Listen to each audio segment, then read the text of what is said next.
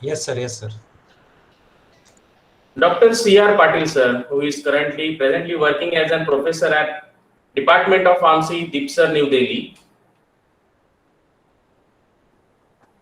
Sir has a large journey, a wide journey from assistant professor to associate professor and to the professor. He has started his teaching journey from SPPM's College of Pharmacy, Malegaon, and from there he went to Belgaum as a lecturer, which is an assistant professor. Sir has spent a large span at R.C. Patel Institute of Pharmaceutical Education and Research, and from last year he is working as a professor at Department of Pharmacology, Dipsar, New Delhi. Sir has grabbed many national awards. Few of them are Innovative Teachers Award, MHRD, which is received at the hands of MHRD, Government of India, New Delhi. Young Scientist Award by CCRH, Ayush, New Delhi. Young Scientist Award from 6th World Congress on Alternative to Animal Use in Life Science, Japan. Best Poster Award at 7th World Congress on Alternative to Animal Use in Life Science. Career Award for Young Teacher from AICT, New Delhi.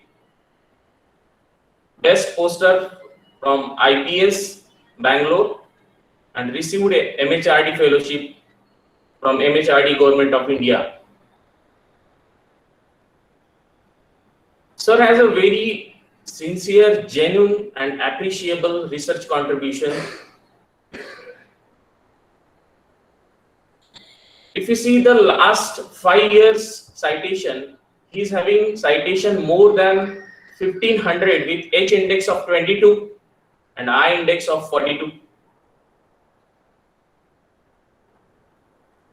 In his account, he has awarded with 1 patent, Indian patent, and 3 patents are in pipeline. Sir has guided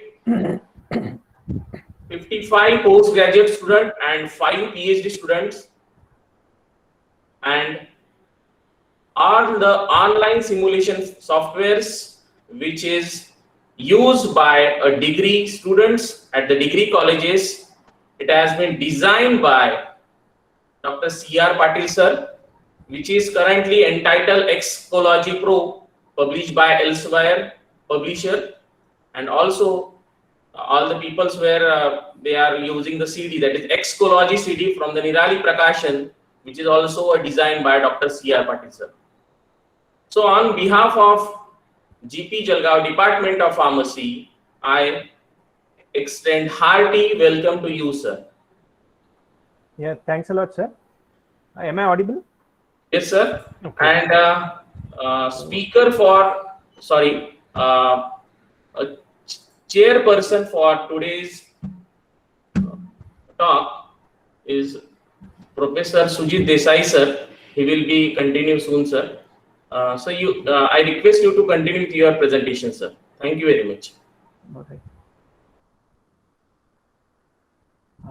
Is it visible now? Yes, sir. Okay. Can you all see my presentation? I'm going to present it now. Yet not presentation, sir. Yeah, is it Yes, visible now? Now it's visible. It's visible. All right. Okay, at the outset, I'm thankful to Professor Argade sir, Dr. Kahale sir, and team of Government Polytechnic Jalgaon for giving me this opportunity to share my experiences regarding teaching technologies and some concepts related to teaching. Particularly, when we look at ourselves as teachers, we're having many responsibilities. We are trying to do multiple things in our career.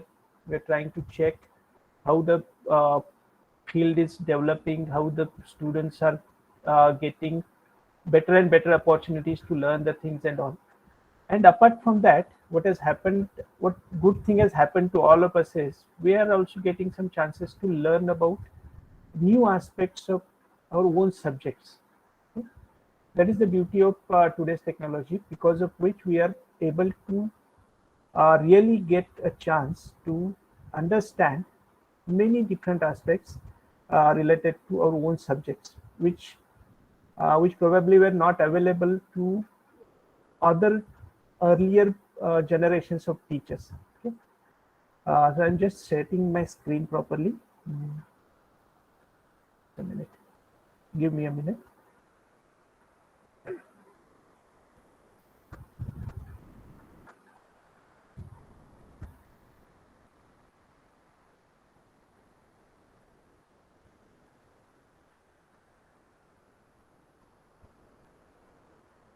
Okay, I hope this is visible to everyone now, my presentation, as well as I wanted to see chat box and all whenever it is necessary.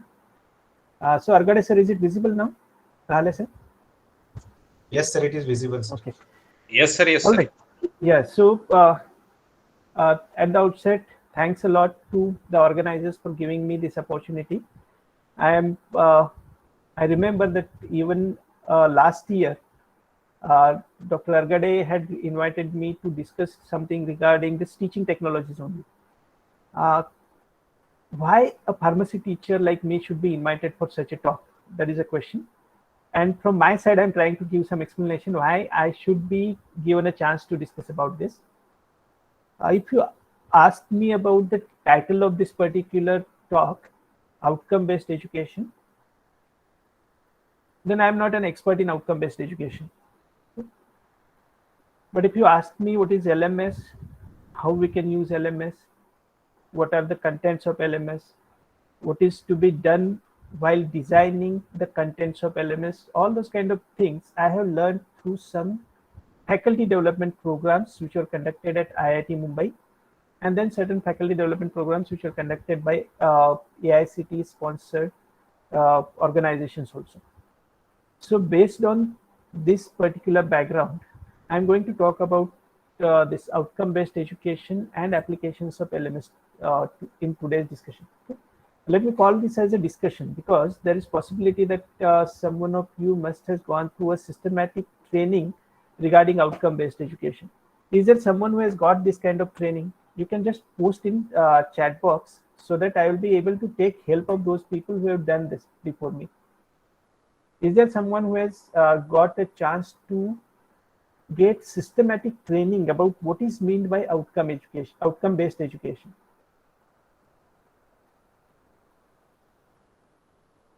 Yes, out of 133 participants. Are you getting my question? I just want to know how many of us are really trained, systematically trained about. Not at, sir, is one answer. So can I take it as a representative answer now? No one is saying yes, right? Means if we consider this sample of around 135 teachers, let's consider this is representing our entire subcontinent, a small sample of teachers. Out of 136, none of us has really undergone systematic training about outcome-based education. And if this is the background, then I will be feeling comfortable because I also am of the same background who has not got any systematic training in outcome-based education, but I am sincerely trying to understand what is meant by this particular subject. What is the meaning of outcome-based education? That's what I was thinking is when Argade sir told me that I will have to talk on this particular topic. LMS was known to me, but what is outcome-based education? I tried to understand after getting this invitation. So I tried to look at the basis of what is outcome-based education, right? Let me share in the beginning itself. Can you see this particular screen now? On screen, I am showing a textbook, outcome-based education, critical issues and answers. Okay. So this particular words you have to search in Google. and I'm sharing the link with you all now. Is this comfortable, Argade sir? Yes, sir. Yes, sir. Okay. See, in the chat box now, I am going to share with you the link to this textbook, which you can freely download and try to understand what is really meant by outcome-based education. Argade sir has mentioned that he was also a member of IIT conducted FDPs. Okay. But in IIT conducted FDPs, nowhere this concept was discussed in detail. What they taught was how to create online contents, what is online pedagogy. That is what was the main topic of those 3 or 4 FDPs which were conducted by IIT. There, outcome-based education was never discussed. All right, so this is the background of all of us. Let's consider ourselves as lucky teachers that we have come together and trying to discuss about what is meant by outcome-based education, and then we'll be going to LMS. Okay, that LMS, I'm sure that majority of you know what is Moodle. Majority of you have used Moodle for your routine teaching learning process. Many of you have undergone some online courses in which the contents were delivered through a learning management system. Let it be Coursera, or let it be Stanford Online, or let it be even IIT courses which are there. Swayam is there, then NPTEL is there. So all of us have got some glimpses about what is meant by online learning, what is meant by a learning management system. Okay. Again, let me tell you, Swayam or NPTEL, even though it is providing online content, we cannot say that it satisfies all the definitions or all the things which are included in the LMS. Okay. All right. So now let me start with sharing one of my experiences. Earlier, I met one professor from IISER Pune. Okay. And as a teacher, I was always concerned about what should be the duty of a teacher. While working in a private organization, always there was a stress upon me that my students should get a job. Okay? When I became HOD of pharmacology department there, I was routinely asked how many of your students are getting employed. Okay.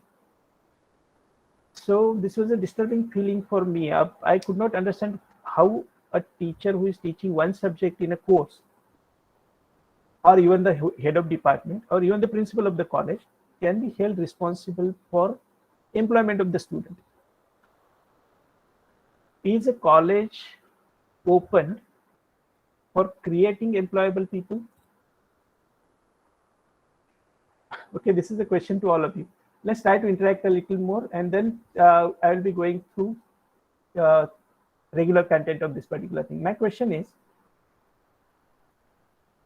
are the colleges open for creating batch of employable individuals? Let's consider any pharmacy college or any engineering college. Is it meant for creation of batch of employable people? Yes, how many teachers say that yes, a college is developed for creating employable people? How many of you say yes to this? Okay, thanks a lot. Very few are replying, but even that is encouraging to me. All right, so one thing is there that we want that our students should be employable.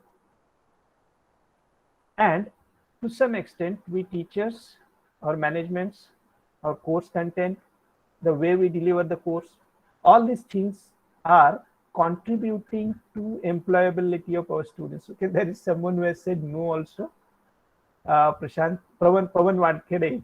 Pawan Wankhede sir is saying that no, colleges are not meant for creation of employable batch of individuals. Okay, even this opinion needs to be reversed. Okay, this opinion is also a respectable opinion. A teacher may feel that he is not responsible for employability of a student. Okay? So that's what I was trying to share with you. I met a professor from IISER Pune, a veteran professor, Professor Nathu. Okay. So he was director of IISER also for some time. And this disturbing feeling, this question was there in my mind, that whether college is responsible or a teacher is responsible for employability of a student or not. I directly asked this question to Dr. Nathu because he was director of IISER at some time. I asked him, sir, what kind of efforts you take so that your student becomes employable? This was the question I asked him. I was surprised by the answer he gave. What he said is, how a teacher will be responsible for employability? My duty is to teach him science. My duty is to teach him how to perform an experiment, how to go successfully through a course. Whether to get employment or not, whether to develop those skills of getting employment or not, this is a part of something that students should be concerned about, not a teacher. This is what I heard from the director of IISER just before 6, 7, 8 years. We can say 2010, something like that. This is a representative answer from the last generation of teachers. Even now I am around 48 years old. Before around 25 years, I completed my degree. In those days, no one was concerned whether I am developing any skills to become employable or not. In those days, there was a fixed syllabus. That syllabus was taught to us at the end of the year now. At the end of the year, it was not semester. At the end of the year, we had to appear for an exam. Within 3 hours, we were writing down the answers. Dependent upon that, we got ranks. Dependent upon that, we applied to the industries, we got jobs, and then we started learning what really is needed for the industry. That was the pattern to which we have gone, and many of you have gone. Now what has happened is some new thought process is coming up, and administrators related to the educational system are now planning to shift from this conventional approach where a course was taught as a subject content and students had to take the exam at the end of semester or at the end of year and pass out from the organization. Instead of this conventional model, now administrators have started to think that we should also take care of some sets of attributes which a graduate should possess at the end of the course. So this is the meaning of something related to outcome-based education, but still this does not clearly give us idea about what is outcome-based education. But I think I have given some background about how transition is happening from conventional education to the kind of education that administrators or states or our government is expecting from us. And this particular thought process is dependent upon something that was tried in America 20 years back or 30 years back. Actually, the concept of outcome-based education came in year 1990, and it came from almost a decade or 2 decades long experimentation on different schools in America. From that, this was found out that outcome-based education system can really help the students to understand and attain some attributes which are expected from them at the end of the course. Here, employability was a concern, but only employability was not the thing that was looked at. American educationists, particularly William Spady, who has spent almost his whole life for standardizing this particular concept of outcome-based education. According to him, he has proposed a model of education called as outcome-based education, where he did not think about employability as a whole thing. He thought about something else. Just now I tried to tell you that making our students employable is outcome-based education. And I'm sure all of you got convinced about this. But friends, unfortunately, outcome-based education is not making our students employable. It is a totally different kind of exercise that we have to take up as teachers. And first, we ourselves should remove the confusion about this concept of outcome-based education. Whenever we use this particular word, it is having a very deep, very different meaning from what we are doing in our colleges, from what we are doing in our routine as a teacher. So based on this background, I'm going to share with you the agenda of this particular discussion. I hope the background has been cleared now. The basis on which I'm going to talk with you, I sufficiently cleared this particular concept of outcome-based education, and I am trying to take you through the thought process through which I have gone across the last 1 week. So in this particular discussion, we are going to find out what is the true meaning of outcome-based education. I'm sure that very few teachers will be spending real time on this particular concept. So instead of talking about LMS, how to create videos, how to create the content and all, I will be spending almost half of my time on convincing and conveying what is meant by outcome-based education. The concept that I have understood, the concept that I have seen from the this book written by William Spady. Then I'm going to talk about blended learning in a couple of slides, because when we say LMS, learning management system, we are talking about online learning management system. We are talking about web-based education. In our field, let it be pharmacy or engineering or any other field, only online education cannot solve or cannot serve all the purposes of inducting a student to a degree course or even a diploma or PG course. So whenever we are talking about LMS, there is necessity to bifurcate the process of teaching into online teaching and in-class teaching, classroom teaching, and this is going to be there. So I will be throwing some light about on this blended learning. Then I will go to LMS, where I will try to share with you how innovatively different LMSs can be developed and how innovatively we can use these LMSs for making our students more competent professionally. And then at the end, couple of resources I'll be sharing, and this is what we're going to do in next 1.5 hours. So friends, all of us are teachers, and let's look at what we are doing every day. This particular image I have taken from one article which has been published about medical teachers.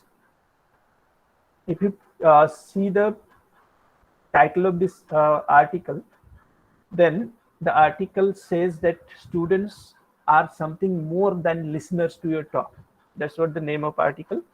And a clinician has tried to tell what all a teacher is doing in his routine teaching learning process in an institution. Okay. To represent ourselves as teachers of 21st century, I tried to find out an image on Google, and I found this particular image, okay, which I feel is truly representing how teachers are thoroughly involved throughout the day in the process of teaching, learning, conveying the material to students, evaluating them, helping them to become professionally competent, helping them to perform research, helping them to publish their research, understand about the new advances in the field. All these things a teacher is doing. Let him be a diploma teacher, let him be a degree teacher, PG or PhD guy. everyone is multitasking at present. Each teacher who is teaching to the 21st century students is multitasking now. He has to do all these things together. He has to follow the timetable. He has to learn himself before going to his class. He has to communicate with the students. He has to innovate new ideas. He has to create his own contents. He has to collaborate with other learners, other educators, other scientists. He has to evaluate his students. Apart from that, he has to look at wholesome development of his students so that they become employable or so that they can contribute to the particular field of life successfully. So friends, actually this is not the image of teacher. This is the image of a manager from corporate sector, right? Why I disclose this is because now a teacher has almost become like this. We have become as busy as a manager of a corporate firm. And this multitasking is becoming still more challenging because every time someone is coming up with a new concept, by the time we start learning about one thing, a new thing comes in. That's what I want to tell you about outcome-based education also. Just now, fortunately, let's thank COVID pandemic that pharmacy teachers were pushed to learn something about online learning. Otherwise, we could have probably very few, even 1 or 2% of the teachers would have gone through this particular trend. Otherwise, in absence of COVID, totally we were blank about anything like online learning. When COVID came, what we did is we shifted the classroom onto a video lecture platform. That's what we have done. We have not done anything pedagogically correct. We have not done anything pedagogically innovative. What we did is that 1 hour lecture, which we were delivering in the classroom, the same lecture we are delivering through Zoom or WebEx or whatever other platforms you are using. Do you feel this is online learning? If you're feeling this is online learning, you're wrong. You're totally wrong. Okay. Online pedagogy is something else. At least we got some glimpses of Zoom. We could use Zoom for teaching learning process. We could ask the students to comment on our lectures and all. That is a really a fortunate thing. That is a revolution for pharmacy teachers. But online pedagogy is something totally different than this. So don't feel too much accomplished if you are able to give a Zoom lecture properly. It is not online pedagogy. Okay? It has nothing to do with pedagogy. You could not go to the classroom, so you are using another communication medium. That's all. Okay? It has nothing to do with pedagogy. Now, if you look at our own role as a teacher, here I have taken example of a medical teacher because pharmacy teacher has not so seriously thought about what he is doing in the classroom. But a teacher, as an ultimate multitasker, has 12 different roles to play when he is going to a classroom or when he is taking a course or teaching a course. What he is doing, he is a role model for students in his professional job or teaching. As a teacher, he is a role model, or as a professional, he is a role model. He is information provider. So he is providing, giving lectures, sharing material with the students, sharing the set of skills that is necessary for his profession. He is a resource developer also. He is creating his own contents. He is creating guides so the students will be able to understand the subject content and they will be able to gain some kind of competence about that particular subject. Teacher has to be a great planner because every day when you are entering in the classroom, you have to have a very systematic minute-to-minute plan of what you are going to do. And when you start your academic year, you are having a day-to-day systematic plan about what you will be doing up to the end of that particular semester. So for curriculum completion, as well as for organization of the course, a teacher is always busy and he is having the great task of doing this also. Most important is teacher is involved in assessment of what students have learned. Unfortunately, we could not do this because of COVID pandemic. Many examinations went as MCQs, and the set of teachers who were not trained for setting MCQs and the set of students who were not trained for answering MCQs came together, and we know what is the result of this whole exercise today. Many colleges where students could not score even 70% marks, all of them have passed in more than 90% marks this year.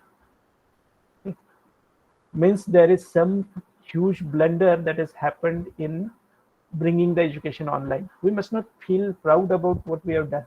Okay? This is a mess actually. But as assessors, we are having a great duty. That is also a very serious task that we are performing. And teachers are always mentors to students. They are career guidance counselors. They are people who can take their students to proper contacts and help them as facilitators and mentors. We pharmacy teachers are also doing the same thing in the classroom, same thing per semester, same thing in the year, and same thing in the course that we are teaching them. So friends, we must feel proud that we are teachers and we are doing so many things together. Only aspect is, through such short-term training programs, we must look at how better we can serve the student community and what are the real proven pedagogical techniques, what are the terms that we are talking about. Okay? When we say online pedagogy, we must have some in-depth understanding about it as we are teachers. When we say blended learning, we must know what is blending, what we are blending, how we are blending, all those things. When we say outcome-based education, we must have a still deeper understanding. We must understand what is philosophy of this outcome-based education. Okay? Otherwise, again, we will be committing the same kind of blunder that we have committed by conducting exams online. We are not prepared. We did not teach the contents in such a way that students will be able to answer MCQ type of questions. So it was really unfortunate that for post-graduation courses, I had to set MCQs, which never happened in the history of pharmacy. Can you believe that 60 hours syllabus for a PG course can be evaluated by using MCQs, 50 MCQs or 100 MCQs? No one argued about this. No one was concerned about this because we are not properly trained in pedagogy. Okay. We felt it happy that there is no burden of evaluation. Auto evaluation will happen.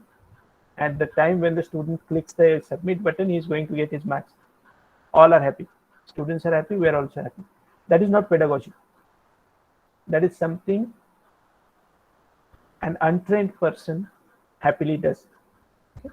If we look seriously at what is pedagogy, what is outcome based, what is blending, what is online, all these kind of pedagogical aspects need to be very seriously imbibed on the minds of teachers. Then only we'll be talking some sense about all the things that we are doing. Okay? I hope you all will not feel offended if I'm using such kind of words, because these are the two feelings that I'm having. When I set MCQs for a PG student, I feel I am a fool. I'm not doing any justice to anything. Okay. So this is the way we should start looking at what we are doing as teachers. No doubt, we are multitaskers. We are professionally competent people. We are hard workers. We are sincere.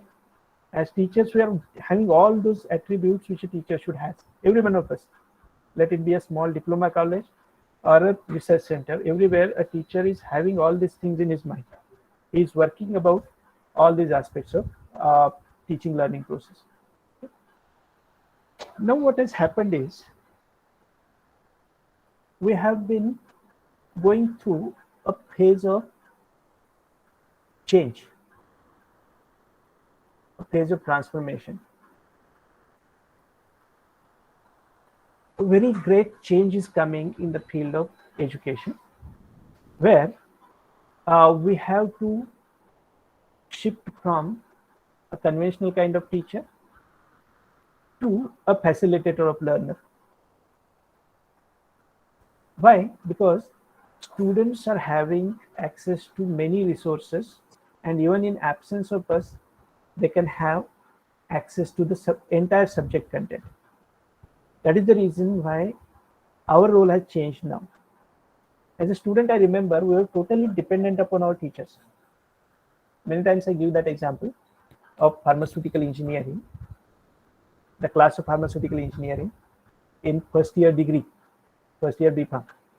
We learned it as a first year BPharm subject.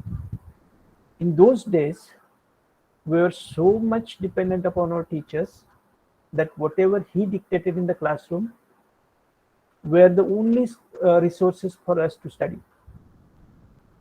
I remember how we struggled to write down each and everything that our engineering teacher told us.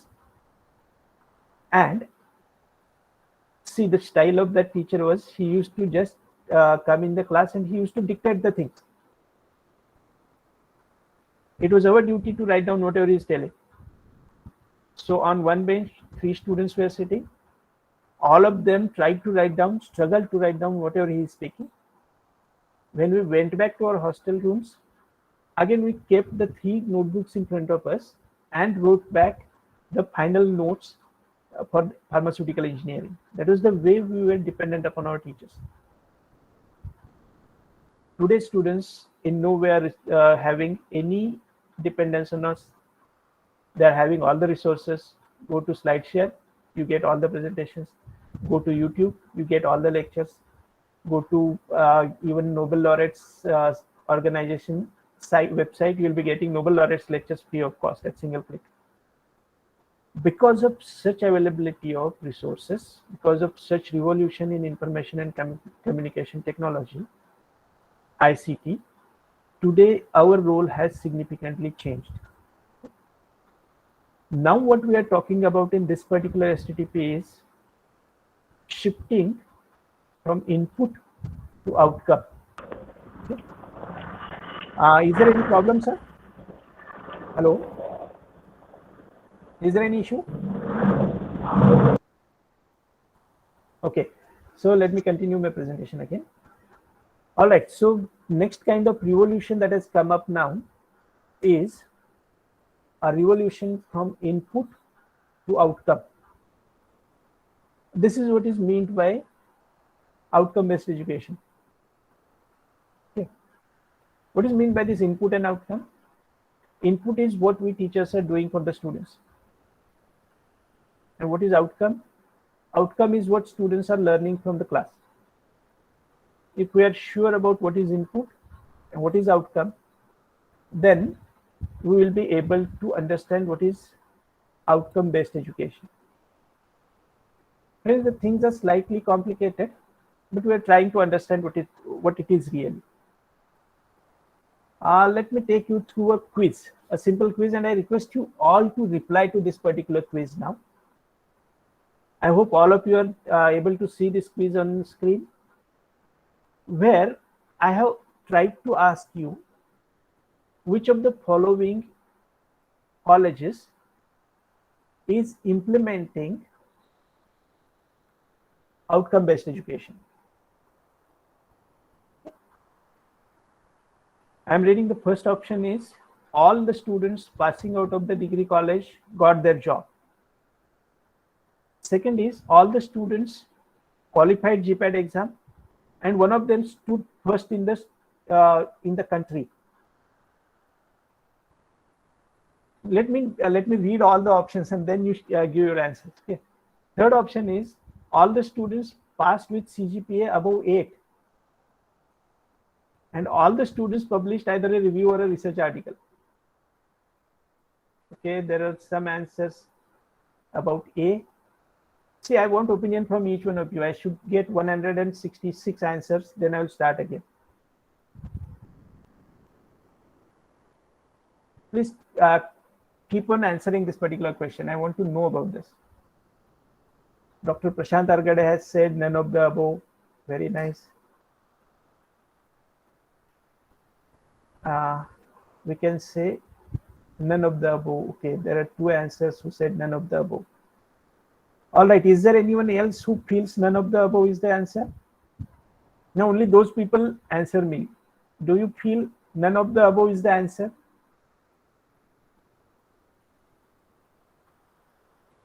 Okay, means out of 167, two teachers have said, okay, now there is Aghade, third is there, who has said none.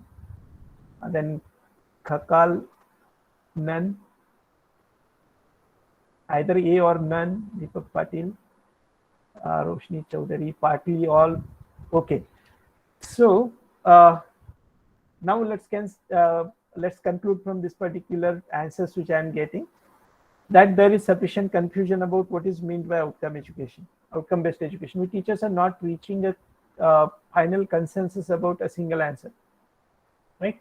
Majority of you are saying A is correct, but there are few answers from C or B, or there were 2 or 3 teachers who said that no, none of them are following any OBE or outcome-based education. Okay, there are all, someone has said all is the answer. This is the background on which let's start our discussion now. Okay. There is sufficient confusion about what is outcome-based education, because this particular confusion has been created by regulatory authorities again. Yesterday, Dr. Kulkarni was talking about National Board of Accreditation, where he asked you how many students were admitted, how many of them got job at the end,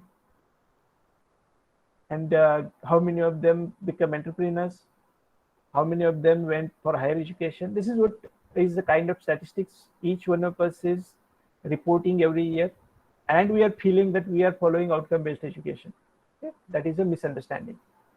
How we are going to discuss in next slides now. Okay? Friends, when we say that we are shifting from input-based model to outcome-based model, according to William Spradlin, I think someone has to mute his mic. Okay, please mute yourself. All right. So when we are saying we are shifting from input-based models to outcome-based models, what it means is we are shifting from calendar-defined course to an outcome-defined course. Means what? It is possible that student of first year BPharm, first semester, could not complete the course of anatomy and physiology within 6 months. In outcome-based education, this is okay. He can take exam whenever he feels that he has completed the study. Means outcome-based education is not calendar-defined education. Something that we are doing now. There is semester 1, which starts in month of August, ends in the month of November. Okay? This kind of model is not there in outcome-based education. There is no constrained opportunity. What is meant by this constrained opportunity is each individual student has got a chance to learn the thing that you have put in the course, and he must be able to learn it thoroughly, completely, or at least up to a mark that is expected or that is predefined while setting that course. For example, again I am taking anatomy physiology course. In constrained opportunity, I am teaching it for 6 months. There will be semester examination. Students will either pass or fail. There will be some grading, like he is getting CGPA 7 or 8 or 3 or 4, something like that. In outcome-based education, this is not the reality. In outcome-based education, there is expanded opportunity for each learner to learn the things completely. At the end, There will be grades dependent upon how many marks, defined marks, a student has got. Above 80% was A grade, below 80% was B grade, that's all. That is the way in which outcome-based education happens. But then there is a huge difference between expanded opportunity and constrained opportunity. In expanded opportunity, each student will be having a favor, which each student will be having access to the material. He will be having opportunity to learn again and again. He will be provided remedial classes. He will be provided additional training until and unless he achieves that particular goal that has been initially decided. If suppose my institution says that for course of anatomy and physiology, 90% attainment is the ultimate outcome, then I will plan my lectures, I will plan my course in such a way that all the students will be getting 90% marks. If they get lesser marks than that, I will be responsible for enabling them to get 90% marks. That is what is expanded opportunity. Now, all of us have gone through NBA NAAC accreditation processes. We know what is slow learners and fast learners and then differently abled people. For slow learners, in outcome-based education, there will be repeated examinations, there will be repeated training, there will be repeated practicals till they get up to that particular mark. This is the meaning of outcome-based education. There is credentializing. Just now I told you, credentializing means you will not be giving the marks based on a paper. You will be giving them marks based on the performance of certain activities which are initially decided. We are going to go through these concepts once again. Then in outcome-based education, there is concept integration. Means you are trying to correlate what you are teaching in first year to what the student will be doing after his employment. Because there is entire integration of the whole syllabus in such a way that you are having very well defined outcomes, and the graduate going out of your institution will be having that competence. This is what outcome-based education. Today, you cannot be sure that the student who stood first, who got gold medal, is having really some competence that was decided in the beginning. It's possible that the student has scored 99% marks, but practically he is not having some. He is having some shortcomings. In communication, he might be having some shortcomings. In analytical abilities, he might be having some shortcomings for which he needed additional training, which we are not given to him. Okay? So in outcome-based education, you will be thinking about this whole content. You will align it with the final thing that you are expecting, and then you will plan the course. You will make the students to go through the course. You will keep on teaching, you will keep on training unless and until each student of your batch of your college who is passing out gets that kind of credentials, that kind of competency. This is the meaning of outcome-based education. Now you can understand how horrible this is for a teacher. Okay, you are trying to help each student to become as good as a ranker. That is outcome-based education. There are many different aspects about this. In conventional model, there was cumulative achievements. Means for first semester, second semester, whatever marks he has got, at the end he will be getting certificate on which you will be getting the entire grading, and you will be telling the student has scored 8.9 CGPA score. This is conventional method. It is not outcome-based method. In outcome-based method, you will be having a set of capabilities that the student has got at the end of the course.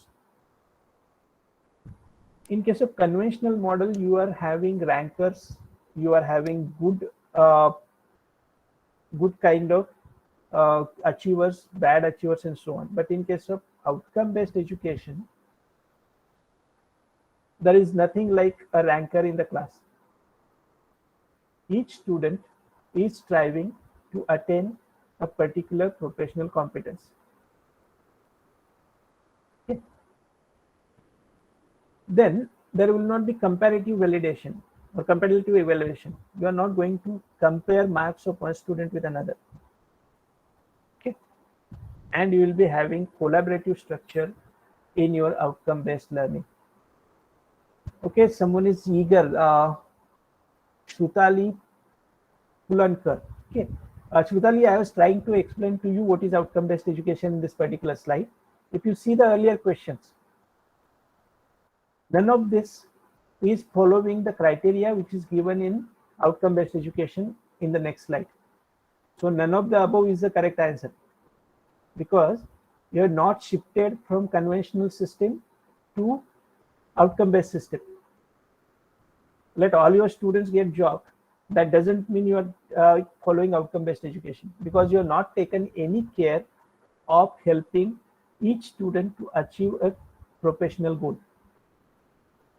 That's what is meant by outcome-based education. I've shared that link with you. All of you download this particular book. Just for 2-3 hours, go through that book.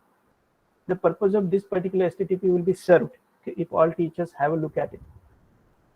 In outcome-based education related concepts, the author and the one who has given the forewords for that particular book has clearly said that this particular concept of outcome-based education is controversial kind of concept. This has not been fully adopted anywhere in the world. The people who tried it on high school students found that it gives or it creates wonderful results in the final in terms of final outcomes. Those case studies are there. They have been mentioned in this book, where outcome-based education was implemented in the schools and the benefit that students got was enormous as compared to conventional way of teaching. That is the outcome-based education. Right? Now let's see what is the definition of outcome-based education that William Spady has given. William Spady has said that it is clearly focusing and organizing the educational system. See what is mentioned in this particular definition. He is saying that entire educational system will be clearly focusing, and it will be organized in such a way that around which it is organized around the essential for all the students to do successfully at the end of their learning experience. There will be, when you are designing a course, when you say a student will be coming for B.Pharm course, and if you want to follow outcome-based education, then at the entry level itself, you will be having very well-defined goals. Like when the student becomes a pharmacist, he will be able to, or he will be demonstrating ability to counsel the patients. He will be having ability to analyze the prescriptions. He will be able to find out interactions, possible adverse reactions in the prescription that is being given to the patient. He will be able to communicate efficiently with the doctors. He will be able to communicate efficiently with the lab staff. And he will be having some understanding about the kind of research that is going on in the field of pharmacy. He will be able to compound the medicines. He will be able to manufacture the medicines, or he will be able to efficiently participate in the process of manufacture. He will be able to participate in the process of marketing of a drug. He will be able to participate in the creation of, we can say, advertisement contents or packet inserts which are created for the drugs. All these kind of competences will be developed if the student goes through this particular course. And then on these particular objectives, our entire course will be designed. If we are doing this, it is outcome-based education. I am sure none of us in India is doing this. Okay? So we are far from outcome-based education. We cannot implement it because we are having a gazetted syllabus. All right. I hope you are understanding what is the problem with this particular concept. So we have seen Spady's definition. He wants to say that entire system must focus, must get organized, so that each individual student develops the attributes which are expected from a graduate. That is what is outcome-based education. There is one more definition which has been given by Tucker in 2004, where he says that a process that involves the restructuring of curriculum, assessment, and reporting practices in education to reflect the achievement of high order learning and mastery rather than accumulation of course credits. This is the new definition which has been given by another author in 2004. William Spaddy's definition was given in 1990s. Here, a new word has come now. Here, something like mastery has come. Okay. And this mastery learning is something that is a very innovative concept. And that mastery learning was tested and proposed by Benjamin Bloom. Okay. So, whenever you are having any course related to this pedagogy, you cannot bypass this particular name. Bloom's taxonomy we are aware about. Similarly, there is one more concept that Benjamin Bloom has proposed, that is mastery learning. What he's telling in this concept is, in conventional mode, where we are entering in the classroom and teaching the students, there is no difference in the aptitude of students or achievement of students when they enter in the course and they pass out from the course. Best example, in government colleges, GPAT crackers are more in number. In private colleges, the number is comparatively less. Why? Because in government colleges, when students got admission, all of them were already above 92-95% students. In the place where I am teaching at present, all the students are about 95% in 12th standard. It is obvious that this bunch of students is going to score better in the entire course because already they are having that competence naturally. Our instructions do not create any change in them.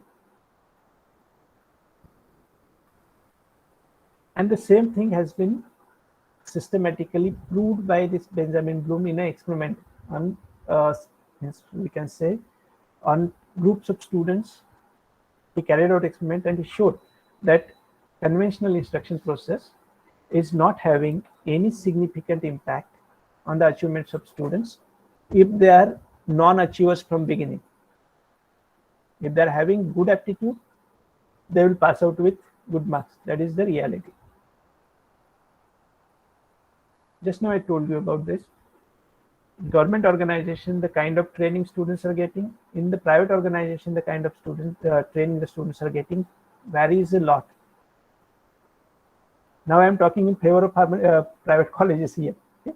Because in private colleges, more efforts are taken on the students, but still they cannot reach there because none of them is of 95%. They're already lower than that. Their aptitude itself is lower, achievements at the end are lower. There also, same kind of conventional teaching is happening. What Benjamin Bloom proposed is, we can improve our instruction process. How? We will be teaching something. We will see whether the student has understood it, student has developed that competence or not. There will be a part of the classroom which has understood it. There will be remaining few who do not understand it. So, in optimal instruction, outcome-based education, you will be again trying to train those students who are slowly learning, again take their test, find out what is the problem, what kind of issues the students are having, again teach them and take the test till they achieve as good as the best achievers in the classroom. So that's what he said is a mastery learning. This was implemented in the batch of students on whom Benjamin Bloom experimented, and he showed that if we provide proper training to all the students in the class, there is no reason why students will not be achieving the expected goal at the end of the course. Now you can understand the beauty of this particular concept. You can understand the role of a teacher in this kind of mastery learning. This is what is outcome-based education. Here you are having a well-defined set of goals. You try till the student achieves those goals. That is mastery learning. And that is the outcome-based education. Now, when we say a course, there are many aspects in that. This couple of slides I will be running a little faster now. All of us who are going through NBA inspection or NAAC inspection have come across these particular terms. There is something called as course outcome, something called as program outcome, something called as program educational objectives, and something called as program specific outcome. I'm sure that out of 165 or 66 teachers who are there, hardly 20% of us will be able to properly define these particular terms or properly tell what they really mean. Because this has become a routine for us. What kind of routine it has become? We are preparing documents. We are saying that we are mapping CO with PO with PEO. No one really bothers what is happening with all those concepts. We did not change anything. No change in the method of instruction. But we submitted CO, PO, PO mapping to the NBA, got MBA accreditation. We are happy, students are happy, everyone is happy. Government is also happy. Okay. So, yes, someone is trying to define it. I know very few of us understand this. Friends, I have gone through NBA as well as NAAC. Still, I was having some confusion about this concept. Okay. We very successfully prepared all the documents.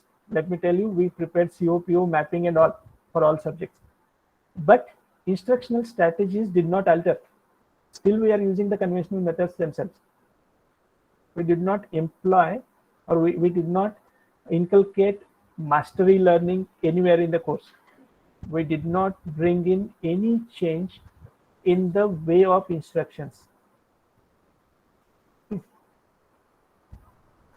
Just now, okay, this kind of confusions will be clarified. I'm going through all the definitions of this.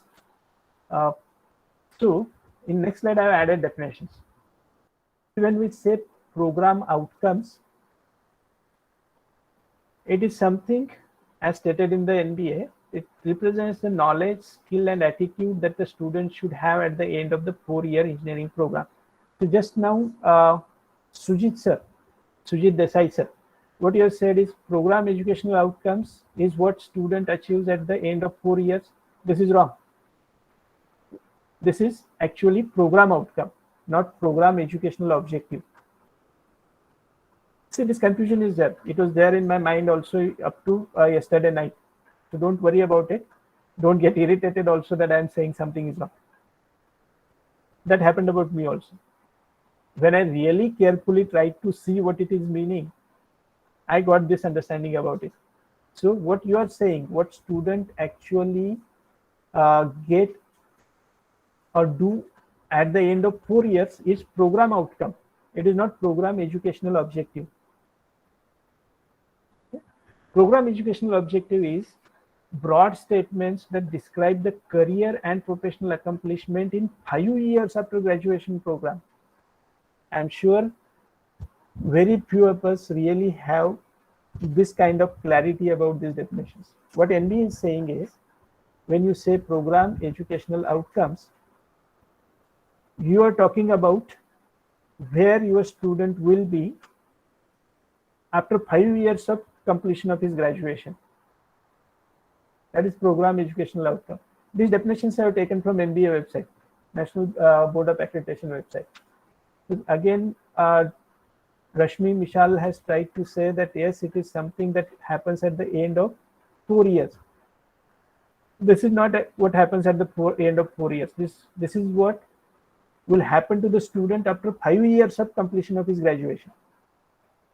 What happens at the end of 4 years is program outcome. It is not program educational objective.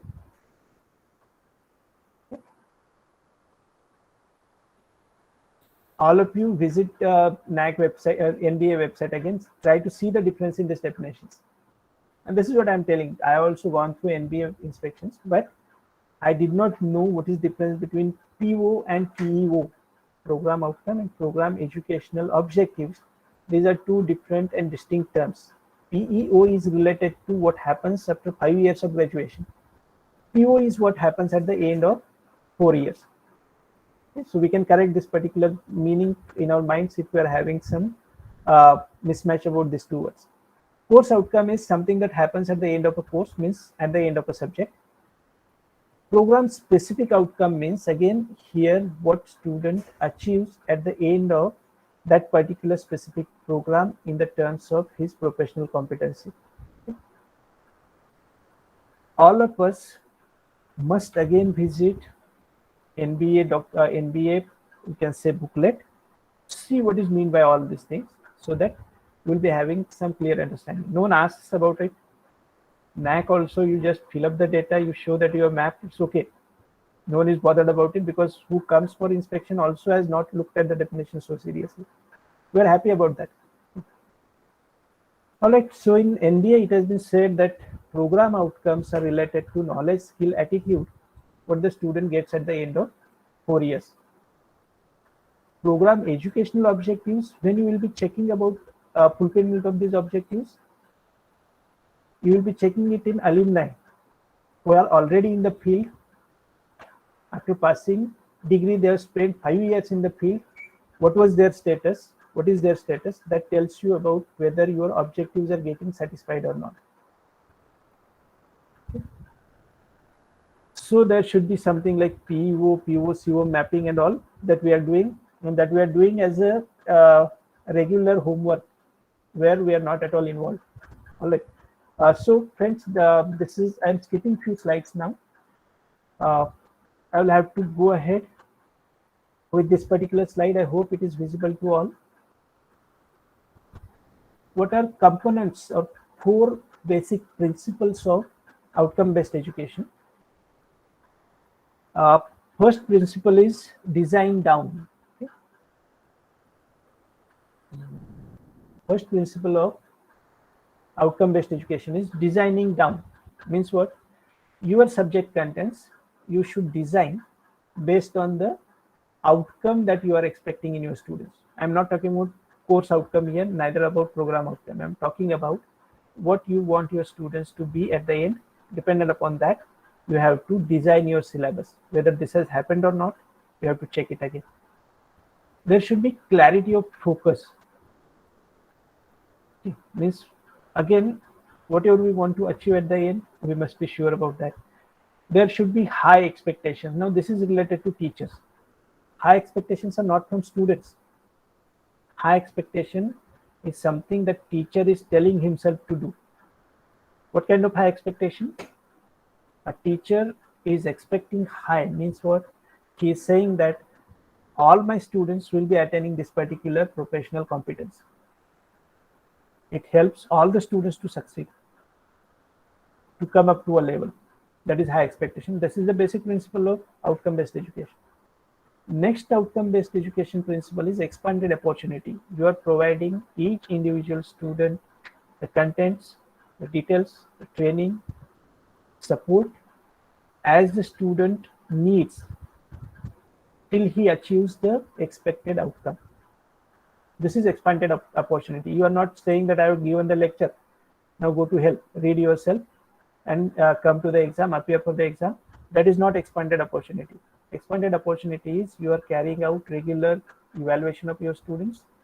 You are finding out what are the problems few students are facing. You are helping them. You are bringing them to the level of other achievers in the class. This is expanded opportunity. So on these 4 basic principles, the entire concept of outcome-based education is relying. I'm skipping these few slides. Let me come here on the slide where this is there in the book. Okay, I request you all to go through that book. On page number 52 or 57, I think this particular diagram has been given, which tells us the entire concept of outcome-based education. Here, as it was written in 1990s, nowhere learning management system or online education has come. This outcome-based education concept was preliminarily proposed for classroom-based education, where the author is saying that our outcome should be future-driven. This is program educational outcome. It should be related to exit outcomes, means program outcomes. So PO and PEO both should be very clearly defined in the beginning. These two aspects will be directing you to design your curriculum. Once you design your curriculum, you have to decide how to deliver it. So here again, your innovative role will come. You have to understand the directions. You have to create a systematic documentation of what all is happening, what kind of credentializing you are creating. Are you depending on the marks the student is securing in a paper, or you are clearly defining what your student is able to do professionally? Are you checking whether the candidate or student is developing professional competence or not? This all you have to decide. Again, you have to design, document, and deliver the contents in such a way that your instruction method is pedagogically correct. Each student is getting benefited. Each student is reaching the expected outcome. This is more important. Each of your students reaches the expected outcome. So there will not be a ranker. There will not be a first class, second class kind of students. If you are following outcome-based education, at the end of the course, you will say that all of my students have this professional competency, this set of activities they can do efficiently, correctly, and they have this professional competence. This student is certified that he has competence to analyze prescriptions, do this particular thing, a set of skills that have been developed in this particular student. If you are doing this, this is outcome-based education. Beyond that, you can provide value-added courses to your students considering the recent needs. You can provide them training for appearing for the interviews.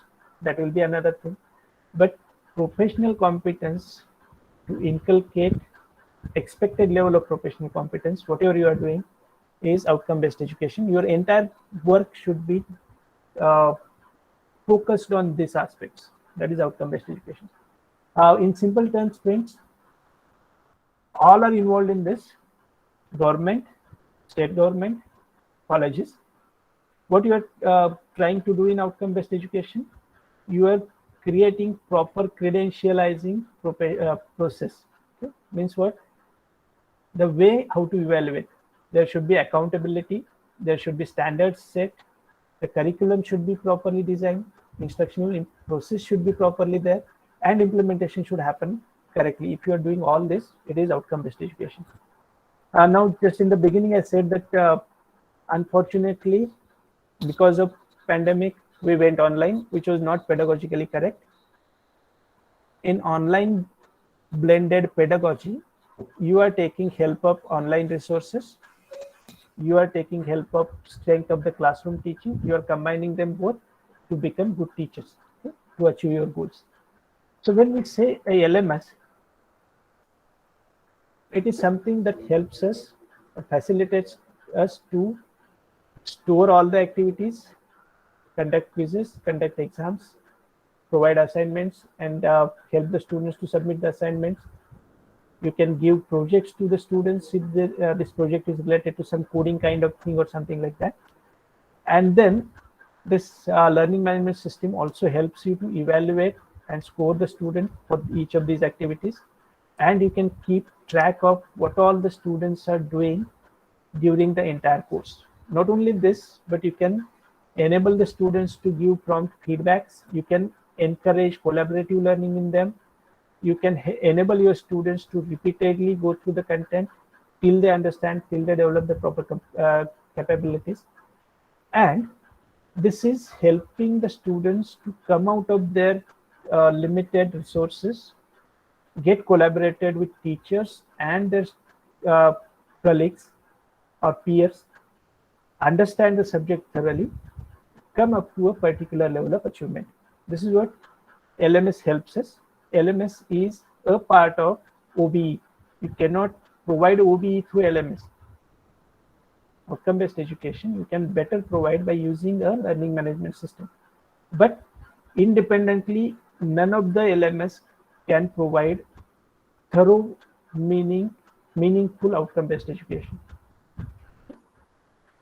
So we have seen what are the strengths of all these things. I've tried to explain to me in the best possible or my capacities what is meant by outcome-based education. Let's now see how LMS can help in bringing in this kind of examples. I've got only 10 minutes more. In those 10 minutes, I'll show you a couple of websites and I'll try to explain how a learning management system can enable a teacher to better provide outcome-based education if we are really understanding the meaning of outcome-based education. There is no competition, only collaboration. There are no grades or marks.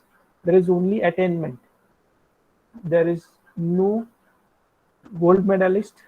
All of the students will be having a professional competency when they go out of a course. Whoever is having some shortcomings in terms of natural abilities to assimilate the knowledge, he will be helped in the entire course. There is possibility that some students may have some difficulties in achieving certain facets of learning process, certain facets of personalities. There they will be supported with related kind of training, related kind of evaluation. And the process will go on till all the 60 students who have been admitted to the course will be passing out with expected competency, professional competency. So this is what is outcome-based education. Many of these things you can favor for students by using a LMS. Now, first thing is peer interactions, which are very important in today's education. Peer interactions means you must allow students to interact with each other during your classroom teaching as well as during your online LMS-based training, where students must understand how other peers, other colleagues are, their co-learners are understanding the content, what kind of problems they are facing. If there is possibility that one can help another, then that kind of helping should be facilitated. Collaboration should be facilitated. Some collaborative research projects or writings should be taken up by students. And all these things you can provide through proper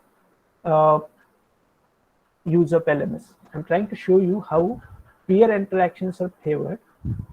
I'm taking you to a website of IIT. I hope this particular screen is visible to everyone. This was the FDP that Argade sir and I had attended long back. It was in 2016, 17, something like that. Okay.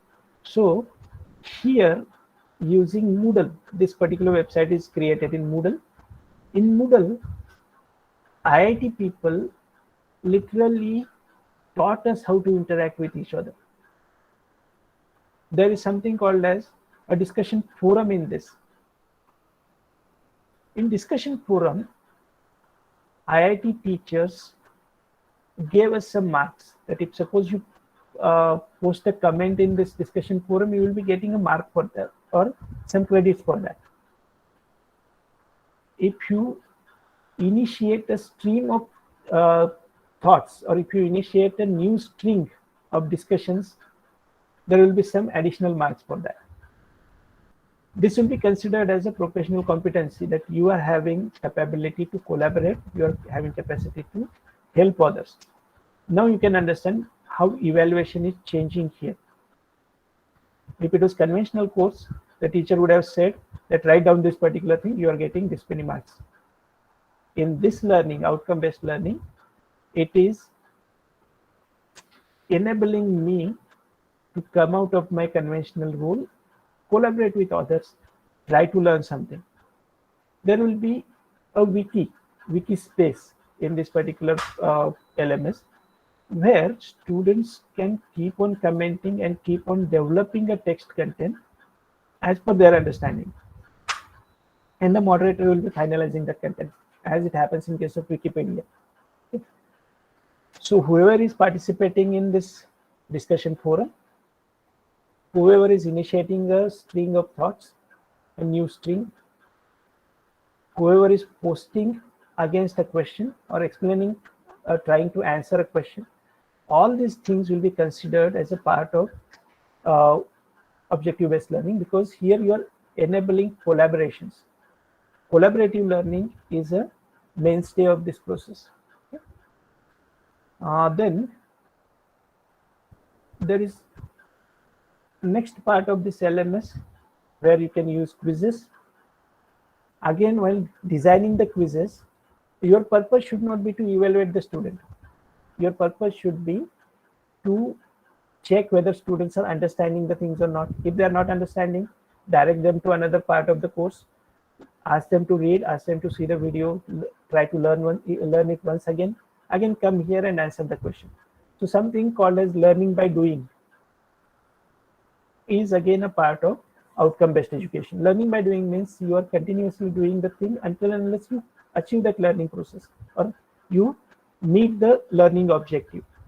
Then only you are successfully implementing GoBE, otherwise not. So learning by doing is an example of this outcome-based education. The learning extension videos, again, means if there is a set of objectives to be achieved, you already achieved them, then the instructor will tell you to go through other videos, try to understand from that, try to come up with some better understanding about this particular area. So even that you can do. Rubrics for evaluation. Now evaluation, this is also an important and interesting aspect.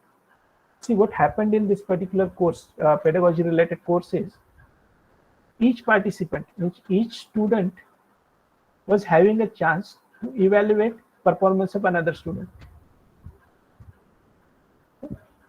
Means here teacher did not evaluate, students only evaluated. At the end, teacher moderated the entire evaluation process. Means what? Even the process of evaluation you are democratizing here.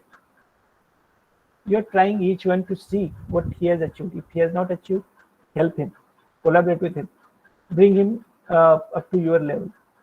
The teachers will be favoring this kind of interactions. So even this we need to add into the learning management system. So this is the beauty of it. Okay? This is the beauty of creating LMS, adding the contents, helping the learner to learn even through evaluation. See, the ultimate purpose is not to evaluate the student. Ultimate purpose is to create the competence that is expected as per program outcomes. Create the competence as expected in program educational outcomes or course outcomes. All these things you have to map. Map means what? You have to do this. In your instructional methods, you have to implement all these things. Then you are pedagogically correct. Otherwise, just because of COVID, if you are coming online, that means nothing. Okay? And okay, it help the students to learn. But if suppose you are saying that is online learning, then there is no other fool than you. Okay? Another important aspect, I am going to take 2 or 3 minutes for this, content creation. See, just now I told you about 4 basic principles. Using those basic principles, you will have to create your content. So your ultimate goal is to provide outcome-based education. You have to start designing down. You will be having program educational objectives with you, program outcomes with you. Dependent upon that, you design your course. There should be high expectation. Means while designing the course, you will design it in such a way that each learner is reaching the final outcome. All of them should succeed. Regarding this particular concept, I saw this concept being implemented in Coursera course. the title of that course was Learning to Teach Online. This was the course. Now the beauty of this course, actually this is an award-winning course, and you can access the material of this free of cost. If you want certificate, you will have to pay. Otherwise, this is free of cost. So note down this Learning to Teach Online Coursera, and you can go through this particular course. At the end of each week, the understanding of the learner is evaluated. It is assessed. It is assessed by peer learners also. And the instructor will be taking you to next level of achievable goals. So once you achieve a lower goal, you will be going to next level of achievable goal. And that way the program is designed. Whoever is achieving lower goal, he will be taken to higher level goal. Whoever is unable to achieve the lower goal, he will be directed to further learning material, further instructions. He will be again asked to revisit the evaluation. If he successfully does that, he will be going to next level. Like this, all the learners will be going to higher level of attainment at the end of the course. Then only you will be getting certificate. So that way you should look at LMS and start creating your courses. There is a very nice website created by IIT called Bodhitree. Sir, last minute I am taking. So in this, this is the best learning management system for the beginners who want to create some contents. Here very easily you can create your entire journal, your entire subject material. This is almost free of cost. You have to pay 500 rupees per semester for 70 students. So using this LMS, there is a beautiful thing that has been incorporated in this LMS is you can make it compulsory for all the students to go through the content. There cannot be a backbencher in this. So whatever contents you want to tell, you have to design them properly. You have to consider what is synchronous, asynchronous learning, create the contents, deliver them properly. Whatever you want to do in modern pedagogy, teamwork is always involved. You cannot be at Shastriji as it was having, they were in earlier days. Okay? There will not be a guru in learning management system or in modern pedagogy. Modern pedagogy is devoid of any gurus. Okay? Single guru is never there. There will be a collaborative team who is taking efforts to bring the students up to required competency. That is the framework. And then there will not be a ranker. There will not be a gold medalist. All of them are trying to achieve some professional competency. That is the focus of outcome-based education. Okay? So friends, this is what I understood about outcome-based education. And I'm thankful to everyone for patient listening. I had to rapidly go through the material because I had not thought that I will be taking so much time to understand or help you understand what is meant by this particular learning of outcome-based learning. So I think I have tried to contribute at my best, and this will help everyone to go through this particular contents of outcome-based education and learning management system. Okay? Thanks a lot, sir, for providing me this opportunity. I hope all the participants will give some feedbacks, and that feedback will be shared with me also. Instead of doing it a routine submission, you please share the feedback with me so that if there are some misunderstandings in my mind, they will get clear. Thanks a lot for providing this opportunity. Thank you, sir. Thank you very much, sir. Desai sir, is there? Are there any Yes, questions? sir. Yes, sir. Yes, sir. Okay. Yeah, if there are questions, I would like to discuss with the people. If they want to see some demonstration, how it was done and all, I think still I'm having some time. Okay. So session is open for discussion. If anybody from the participants having any questions, they may ask, or for any demonstration.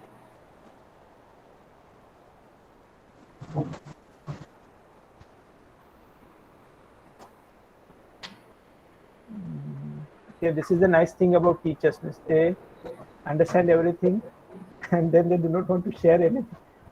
All right. Okay. Thank you, Patil sir. All right. Okay. I would like to express my gratitude toward you for giving minute to minute inputs for OB, though you have initially said that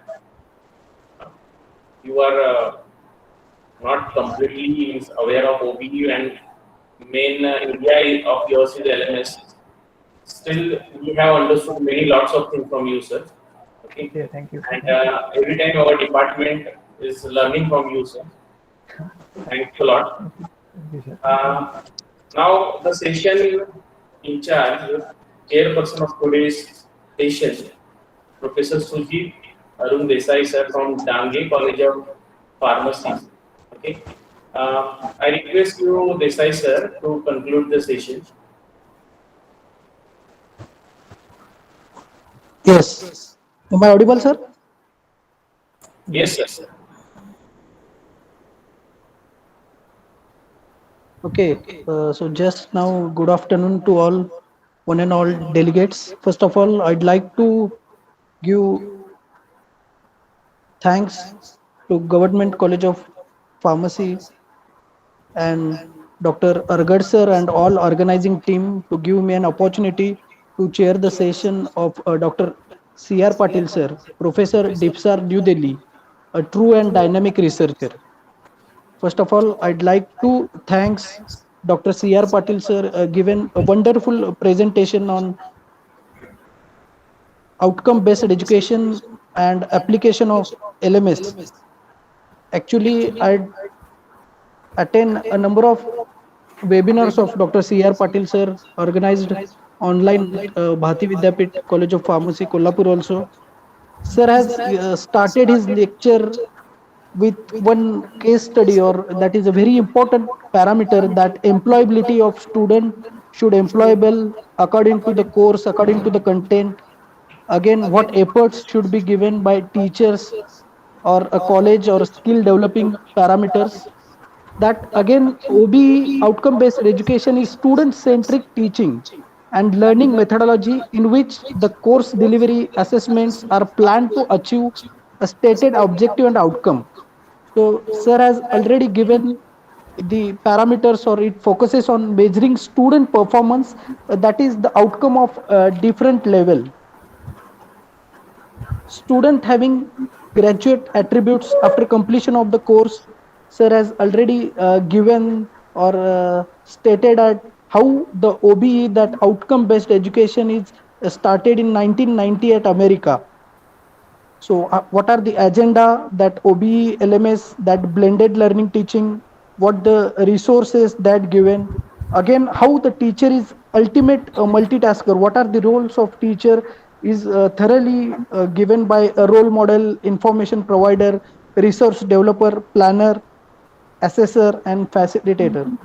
So a teaching learning system, that how sir is directly told that shifting to input to outcome based education, how that calendar defined to outcome. So entire process of graduate attributes or collaborative structure of learning, that outcome based education, and how he defined the definition given by Willan Spady. So what is the actual thing that is the outcome based education in teaching learning process, what are the quality assurance inside institute with OB, that outcome based education, that some of our confusions with the CO, PO, PEO, program educational outcomes, and PSOs. What the PO is stated by NBA, what are the knowledge, skill and attitude. Also, sir has given the phase 4 OBs.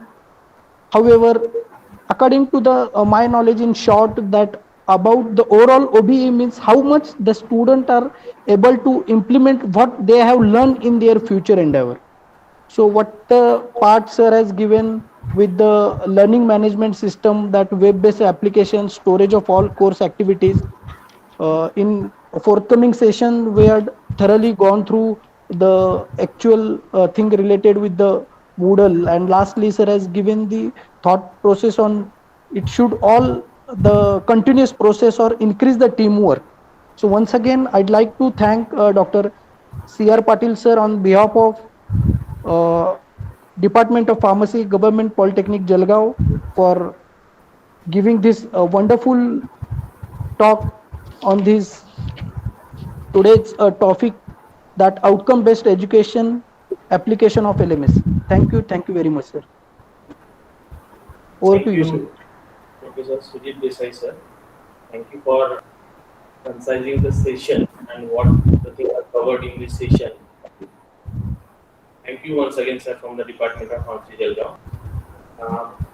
Now I request Dr. Argade, sir, to do the honor to Dr. C.R. Patil, sir, by giving a certificate.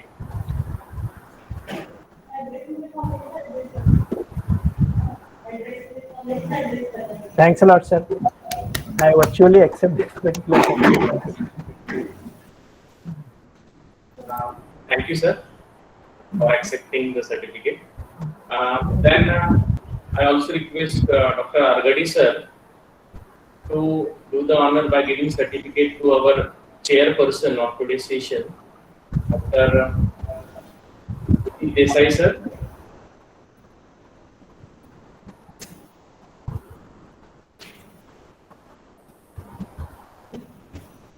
Thank you very much, sir. Thank you, sir. So it's given me an immense pleasure to propose a vote of thanks for the today's session, and I would like to express my gratitude toward Dr. C.R. Patil, sir, who is always involved, or what you can say is always mentoring us, okay, and always getting affiliated with Government Polytechnic Department of Pharmacy, Jalgaon, and hope the things will be there in future also, sir.